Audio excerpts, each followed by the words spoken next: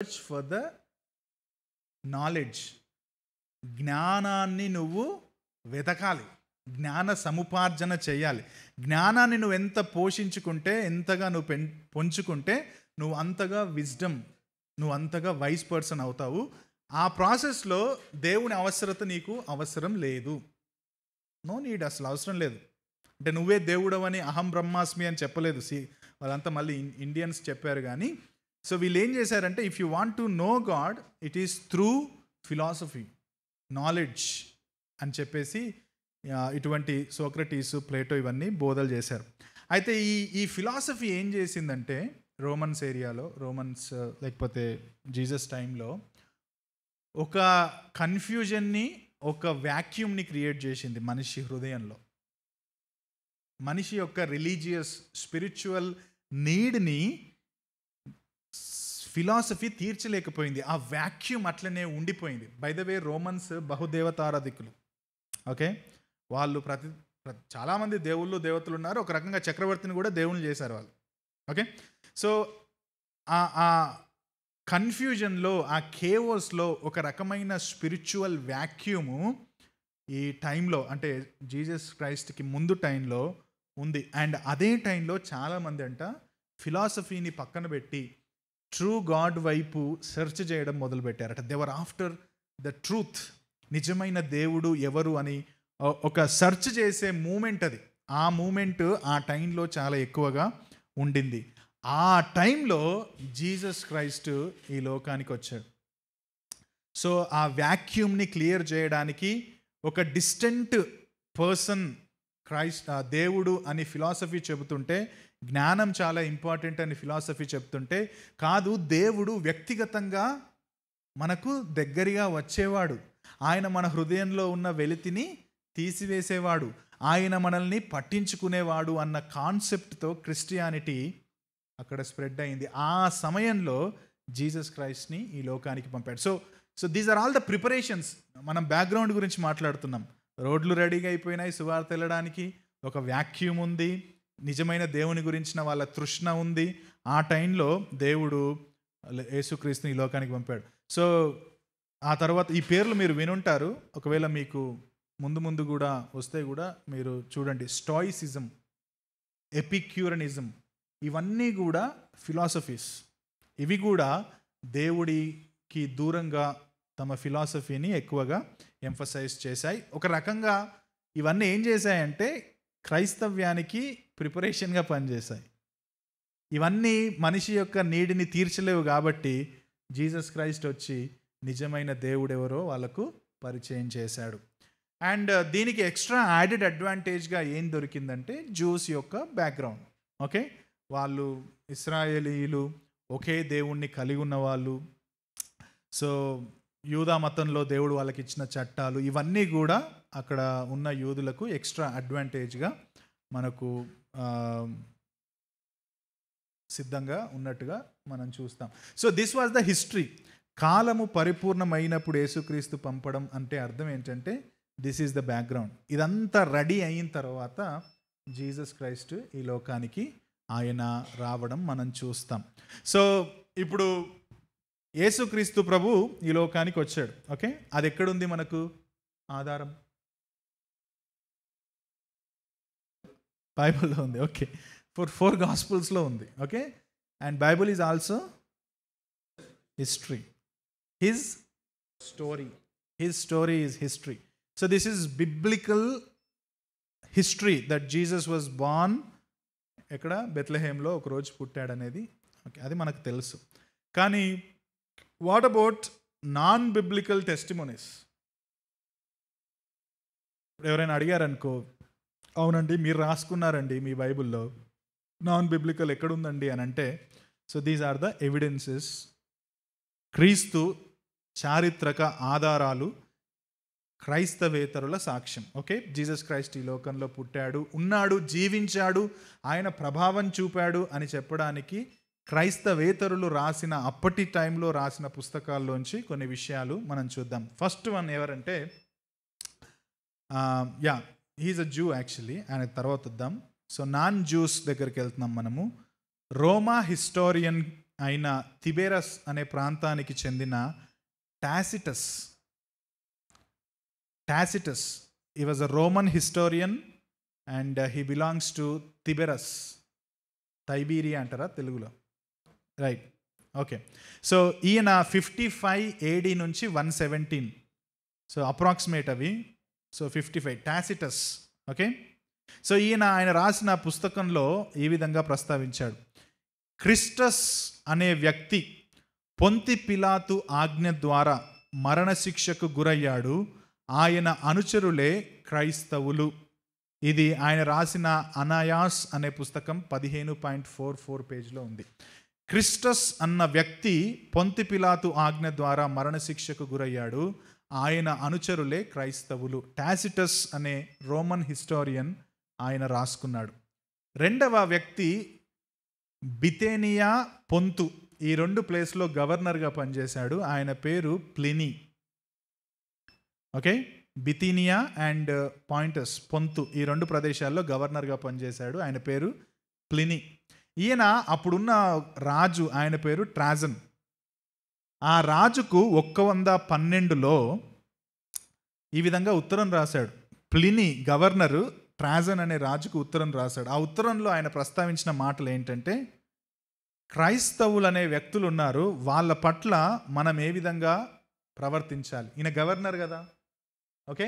So ఎట్లా క్రైస్తవులు, క్రీస్తును వెంబడిస్తున్న ప్రజలు అనే వాళ్ళు ఉన్నారు, వాళ్ళ పట్ల నేను ఎట్లా ప్రవర్తించాలి. ఓకే. ఈ క్రైస్తవులు నైతిక యథార్థత కలిగిన వాళ్ళు అని గొప్పగా పొగిడాడట. This is 112 AD. వాళ్ళు దొంగతనం, వ్యభిచారం, అబద్ధ సాక్ష్యం చెయ్యరు. వారు క్రీస్తును తమ దేవుడని ఆయనకు పాటలు పాడుతారు అని తను రాసిన ఉత్తరంలో ప్రస్తావించాడు. అగైన్ ఆయన రాసిన పుస్తకం ఎపిజిల్స్ 10.96.7, 10.967.1 పేజ్ నెంబర్స్ కావచ్చు అవి. సో వాటిలో క్రీస్తుకు సంబంధించి ప్లినీ ప్రస్తావించాడు. They are all not Christians, by the way, non Christians వీళ్ళందరూ. క్రీస్తు ఉన్నాడు, క్రీస్తును వెంబడించిన ప్రజలున్నారు, క్రీస్తును చంపేశారు అన్న విషయాలు వాళ్ళ పుస్తకాల్లో రాశారు. అండ్ మోస్ట్ ఫేమస్ థింగ్, ఈయన చాలామందికి తెలుసు, అంటే పేరు అట్లీస్ట్ వినుంటారు. 125 ADలో నుంచి 190లో ఉన్నాడు. లూషియన్. ఈయన చాలా క్రైస్తవుల మీద సెటైర్లు రాశాడట. సెటైర్లు ఎక్కువగా రాశాడు. క్రీస్తు ఒక కొత్త కల్ట్ని ప్రారంభించాడు, అందుకే ఆయనను పాలస్తీనాలో సిలువేశారు. క్రీస్తు ప్రజలను సహోదరిమణులుగా భావించమని, ఆయన ఆజ్ఞలు పాటించమని చెప్పాడని సెటైరికల్గా రాశాడట. దిస్ ఈజ్ ట్రూ కదా, బిబ్లికల్గా దట్ ఈస్ ట్రూ. క్రైస్ట్ ఏం చెప్పాడు? Love the brothers and sisters, that is true. But అది ఆయన ఎట్లా రాశాడంటే, ఈయన కొత్త కల్ట్ వచ్చింది, లవ్ అనదర్ అని రాస్తున్నాడు అంటే దట్ ఈస్ ఒక కల్చర్కి అగేన్స్ట్గా అన్నట్టుగా రాశాడంట. ఇది కూడా ద పాసింగ్ ఆఫ్ ప్రెగ్రినస్ అన్న దగ్గర ఆయన రాశాడు.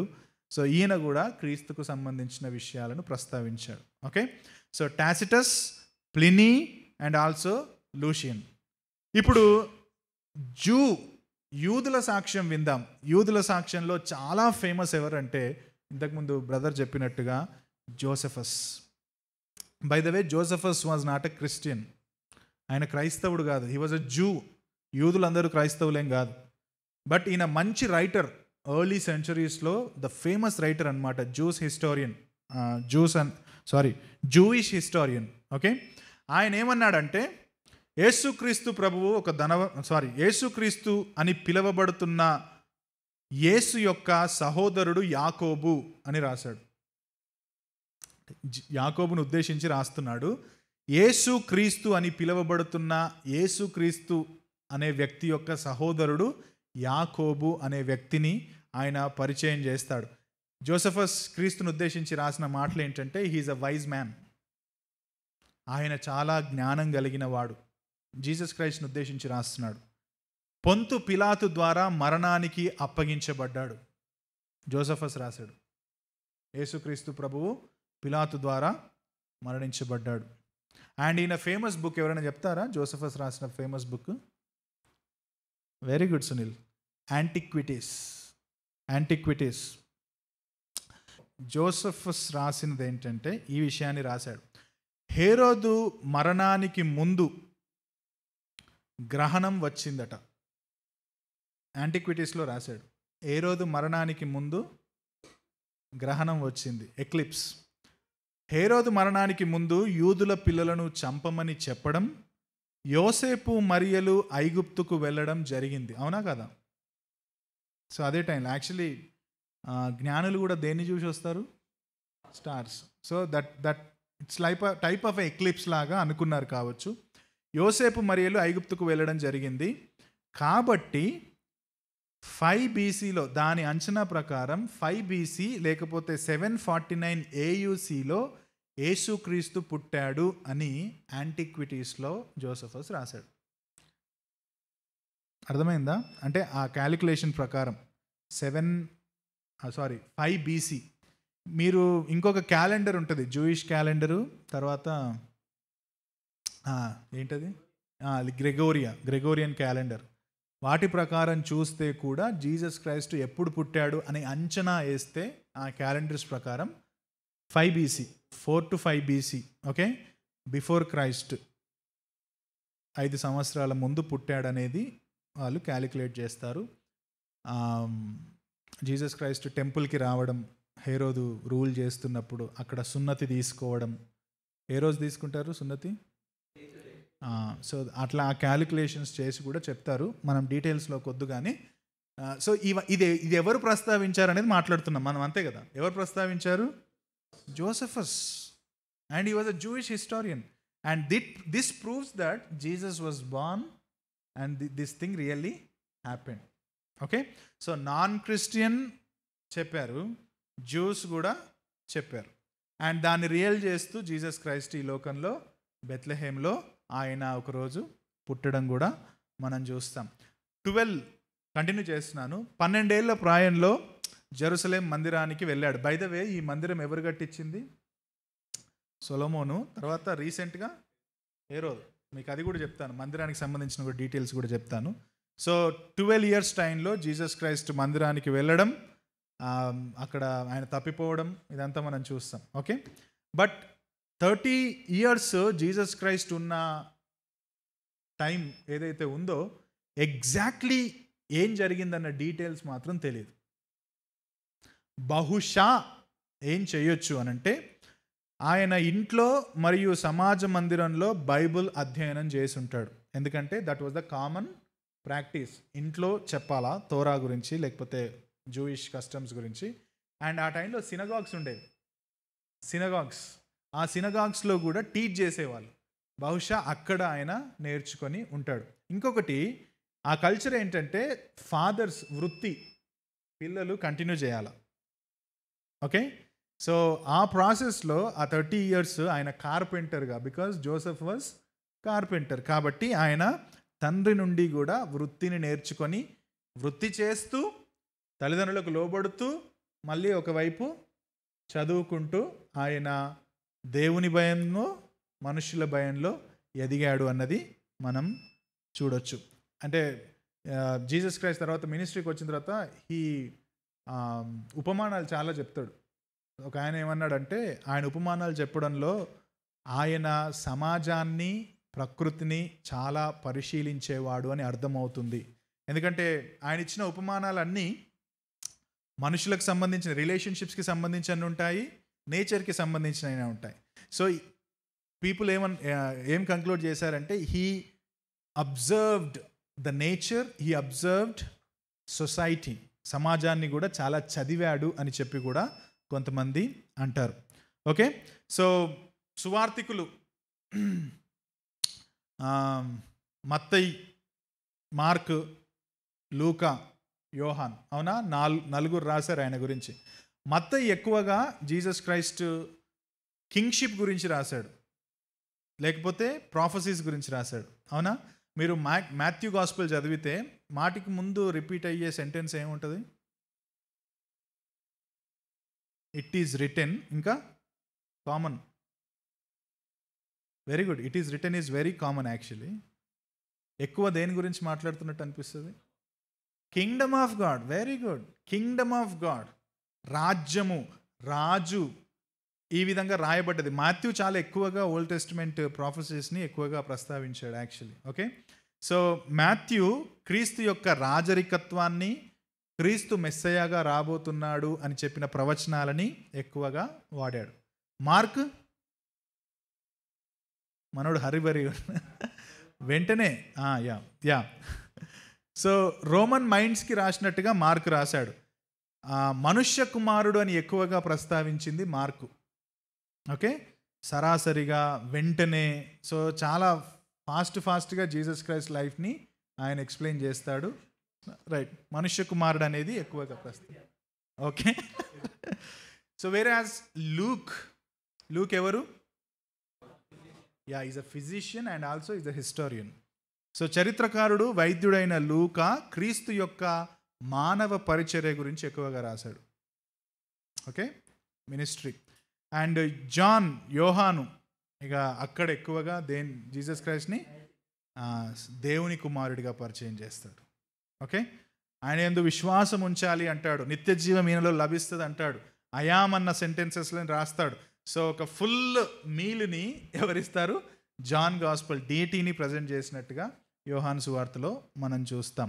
ఆ తర్వాత జీసస్ క్రైస్ట్ సందేశము, జీసస్ క్రైస్ట్ చేసిన అద్భుతాలు, ఆయన మరణం, పునరుత్థానం మనందరికీ తెలిసిందే. Next comes juice. సో ఈ సువార్త ఎవరికి ఫస్ట్ వెళ్ళిందంటే, ఎవరికి వెళ్ళింది? జ్యూస్కి వెళ్ళింది. మాథ్యూ 16:18, మళ్ళీ అక్కడికే మనం వెళ్దాం. మాథ్యూ 16:18లో ఏమన్నాడు యేసుక్రీస్తు ప్రభు? ఈ బండ మీద నా సంఘమును కట్టుదును, పాతాళలోక ద్వారములు దాని ఎదుట నిలువ నేరవని నీతో చెప్పుచున్నాను. సో అది ఎక్కడ ప్రాక్టికల్గా అయ్యిందంటే బుక్ ఆఫ్ యాక్ట్స్, అపోస్తల కార్యముల గ్రంథంలో ఆ సంఘం ప్రారంభించబడ్డది. పరిశుద్ధాత్మ నాయకత్వం కింద ఆదిమ క్రైస్తవులు అపోస్తల కార్యం 2వ గ్రంథంలో 2వ అధ్యాయంలో ప్రారంభించబడి తర్వాత విస్తరించబడడం మనం చూస్తాం. ఓకేనా? Any question so far? నేను అంటే మనకు తెలిసిన దాన్ని ఎక్కువ చెప్పట్లేదు. యేసుప్రభు ఏం చేశాడు, అద్భుతాలు ఎట్లా చేశాడు అవన్నీ నేను చెప్పట్లేదు, because we know that, right? అందుకని నేను డైరెక్ట్గా యాక్ట్స్ దగ్గరికి వెళ్తున్నాను. యాక్ట్స్ దగ్గర సువార్త ప్రారంభం మనం చూస్తాం. సో ఫస్ట్ సువార్త ఎక్కడికి పోయింది? Juice.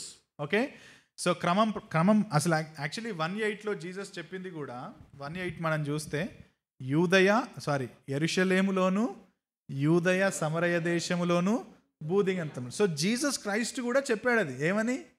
You proclaim the gospel to juice. First మీరు సువార్త ఎవరికి చెప్పండి? యూదులకు చెప్పండి. ఆ తర్వాత యూదుల నుంచి ఎటుపోతుంది?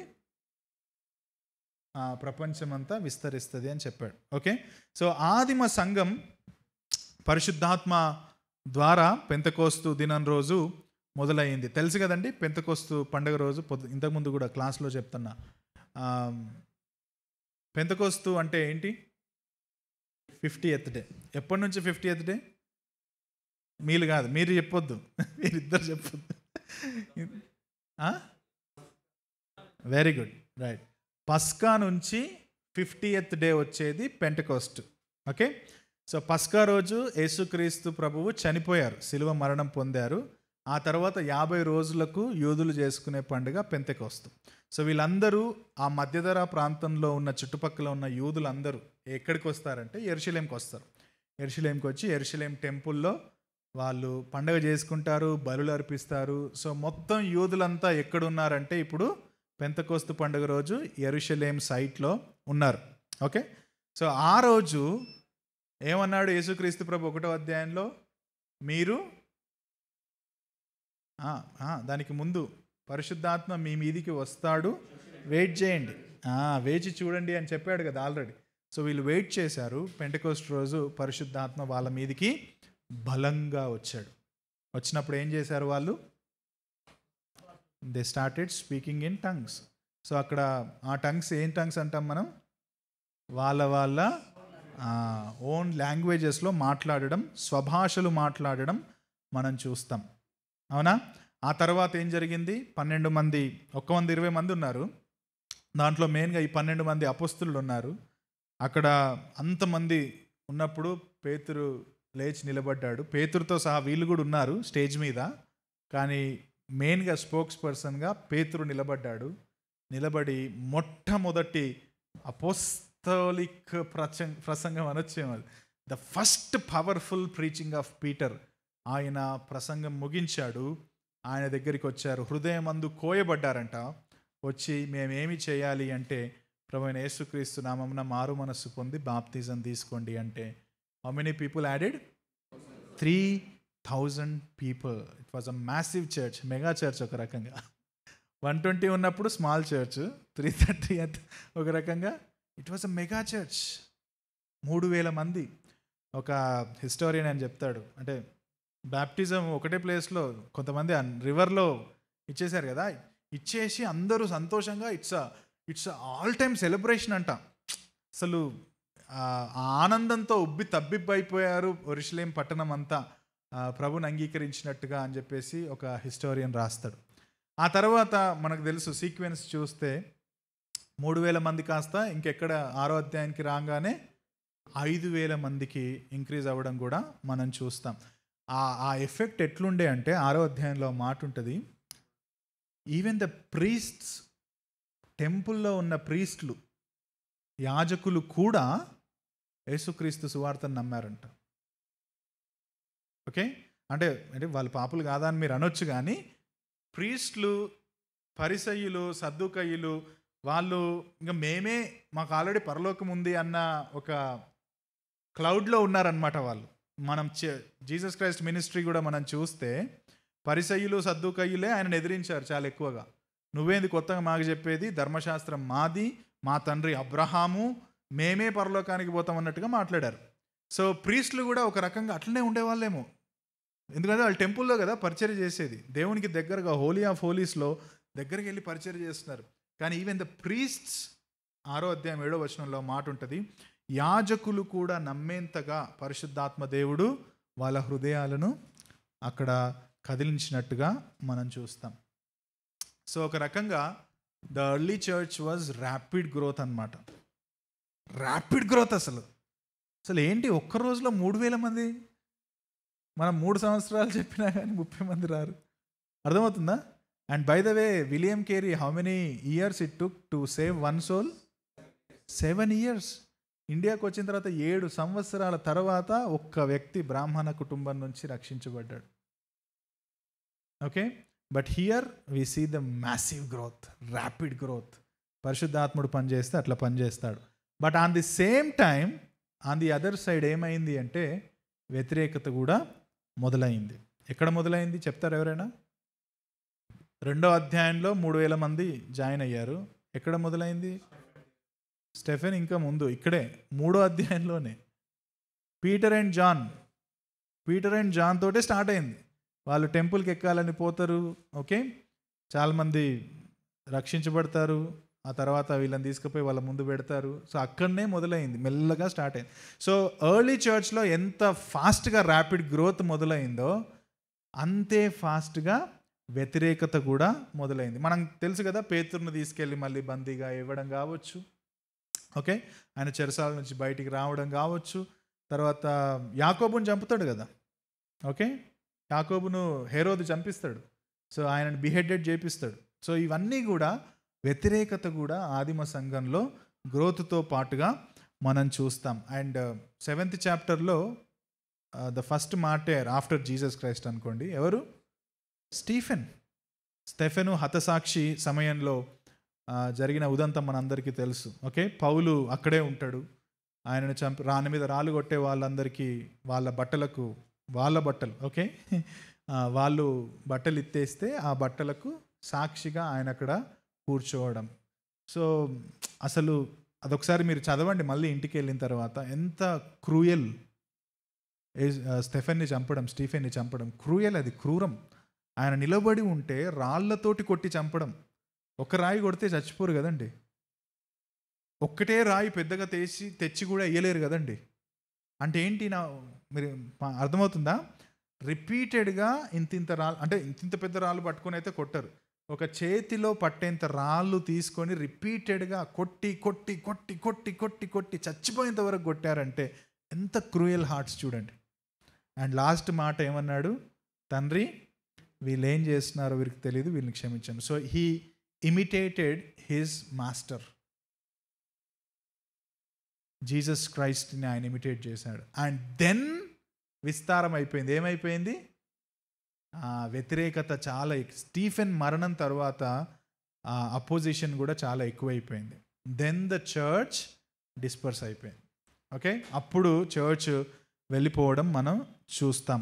సౌలు సంఘాన్ని 8వ అధ్యాయంలో ఇంతకుముందు కూడా చూసాం. 8వ అధ్యాయం 1-3 వచనాలు చూస్తే సౌలు అయితే ఇంటింట చొచ్చి పురుషులను స్త్రీలను బయటికి ఈడ్చి సంఘమును హింసించి చూడాను. ఈ వాజ్ అ టెర్రరిస్ట్ అండి. ఈడ్చాడంట. ఆ మాట కూడా భలే రాశారు తెలుగులో. యాక్చువల్లీ ఆ తీవ్రమైన పదజాలం. ఇంటింటికి వెళ్ళి ఈడ్చి బయటికి వాళ్ళని హింసించాడంట. ఈయన ఎంత కొట్టాడో మరి వాళ్ళని. చంపాడని అయితే అక్కడ లేదు. ఒకవేళ హింసలో చంపడం కూడా వస్తే చంపాడని అర్థం, right? So he was literally destroying the lives of the people. అప్పుడు చర్చ్ డిస్పర్స్ అవ్వడం కూడా మనం చూస్తాం. అదే ఆదిమ సంఘంలో ఒకవైపు చర్చ్ మీద అవుట్ సైడ్ నుంచి పర్సిక్యూషన్ అవుతుంది, బట్ దేవుడు కూడా ఇన్సైడ్ ఆఫ్ ద చర్చ్లో తన హోలీనెస్ విషయంలో కాంప్రమైజ్ కాకుండా ఇద్దరిని చంపేశాడు. యాక్ట్స్ చాప్టర్ 5లో ఎవరు? అనన్య అండ్ సపీరా.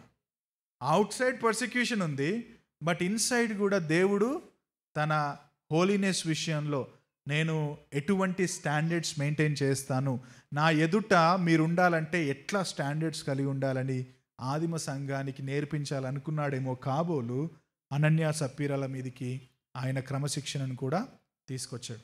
సో ఆ ఎర్లీ చర్చ్లోనే చాలా సోషల్ రిఫార్మ్స్ కూడా అయ్యాయి. ఫర్ ఎగ్జాంపుల్, యాక్చువల్లీ దీన్ని సోషల్ రిఫార్మ్గా కూడా చెప్తారు. యాక్ట్స్ చాప్టర్ 6లో అదే ఆ సమస్య వచ్చినప్పుడు మీరు 7 మందిని ఫుడ్ డిస్ట్రిబ్యూషన్కి 7 మందిని మీరు అపాయింట్ చేయండి, మేము ప్రభువులో ప్రార్థనలో వాక్యంలో ఉంటాం. So the work was distributed. Okay, that's a reform అంటారు, సోషల్ రిఫార్మ్. ఓకే, ఉమెన్ని తొక్కిపెట్టే సంస్కృతిలోంచి అప్పుడప్పుడే ఉమెన్కి కూడా కొంత ప్రాధాన్యతనివ్వడం, వాళ్ళకు కొంత పనులు అప్పచెప్పడం అనేది ఒక రకంగా ఆదిమ సంఘంలో రిఫార్మ్స్ జరిగాయని చెప్పి కూడా మనం చూస్తాం. ఆ తర్వాత జెరూసలేంలో చాలా పెద్ద పెద్ద మార్పులు జరుగుతాయి. యాక్చువల్లీ మోస్ట్ ఇంపార్టెంట్ ఎక్కడ జరుగుతుందంటే, ఇది వినండి, యాక్ట్స్ చాప్టర్ 15లో ఏం జరుగుతుంది ఎవరైనా చెప్తారా? Very good. First Jerusalem council. ఏం జరుగుతుంది చెప్పండి.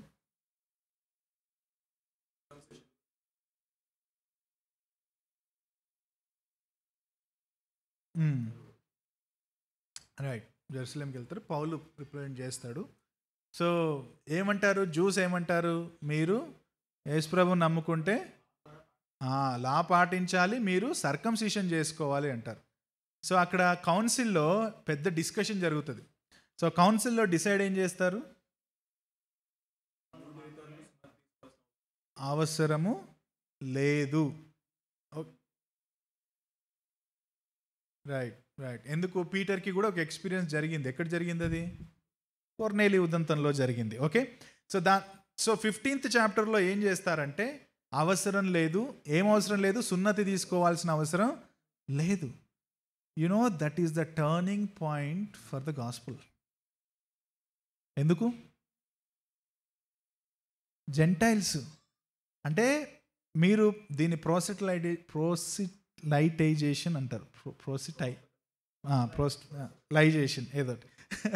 సో నువ్వు ఇప్పుడు యేసుప్రభు నమ్ముకుంటే మళ్ళీ 616 కంటే ఎక్కువ చట్టాలు మోయాలి, అవన్నీ చేయాలి. ఇదంతా పెద్ద భారం. యేసుప్రభు దగ్గరికి నీ యొక్క పాప క్షమాపణ కోసం రావాలి, ఇవి కాదు ఇంపార్టెంట్ అని చెప్పినప్పుడు many people actually attracted to Christianity and that open the gospel to అంటే ఇంకా ఎక్కువగా ప్రజలకు చెప్పడానికి కూడా ఓపెన్ అయింది. ప్రజలకు సువార్త చెప్పడానికి కూడా ఈ కౌన్సిల్లో తీసుకున్న నిర్ణయం అది చాలా చాలా గాస్పుల్ ప్రొక్లమేషన్లో ఎక్కువ హెల్ప్ అయిందని హిస్టారియన్స్ చెబుతారు. ఆ తర్వాత చర్చ్ డిస్ట్రిబ్యూట్ అయిపోయింది 8వ అధ్యాయంలో.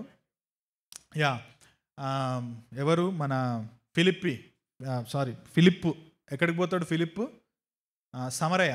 ఓకే, 8వ అధ్యాయంలో చెదిరిపోయిన విశ్వాసులందరూ డిఫరెంట్ ప్లేసెస్కి వెళ్తారు. యాంటియోక్కి కొందరు వెళ్తారు. ఫిలిప్పు ఎక్కడికి వెళ్తాడు? సమరయలోకి వెళ్తాడు. సమరయలో ఆయన ఎవరికి చెప్తాడు సువార్త? నపుంసకుల అధిపతి అయిన చెప్తాడు. ఆ వ్యక్తి రక్షించబడతాడు. హిస్టరీ ఏం చెప్తుందంటే ఆ వ్యక్తి చాలామందికి సువార్త చెప్పాడు. Actually there started one church అని చెప్తారు. ఎవరు? నపుంసకుల అధిపతి. ఆయన మళ్ళీ వెళ్ళి ఫిలిప్పు ద్వారా సువార్తను పొందుకొని మళ్ళీ సువార్త చాలామందికి చెప్పాడు. వాళ్ళు ఒక సంఘంగా కూడా అక్కడ ఇన్ఫార్మల్గా కూడుకునే వాళ్ళని కూడా చెప్తారు. బై ద వే, ఈ స్టోరీ ఇది కూడా మీకు మధ్యలో నేను దీంట్లో లేనివి కూడా కలుపుతున్నాను. ఫిలిప్పు ఎక్కడికి పోయాడని చెప్పాను? సో ఇది ఎక్కడ రింగ్ అవుతుంది మనకు? 1:8. ఓకే, జెరూసలేంలో పేతురు చేశాడు.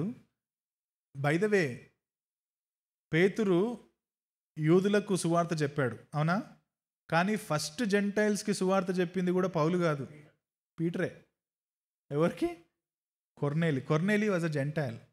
సో ఫస్ట్ జెంటైల్ కన్వర్ట్స్ ఎవరో తెలుసా అండి? Cornelius and also Ethiopian church, Ethiopia నపుంసకుల అధిపతి, వాళ్ళు ఫస్ట్ జెంటైల్ కన్వర్ట్స్ అంటారు చర్చ్ హిస్టరీలో. ఓకే, సో ఏం చెప్తున్నాను? సమరయ దేశానికి వెళ్ళాడు. ఓకే, సో 1:8 యూదయాలు అయిపోయింది. ఇప్పుడు ఎటొచ్చింది సువార్త? సమరయ ప్రదేశానికి వచ్చింది. ఎవరి ద్వారా వచ్చింది?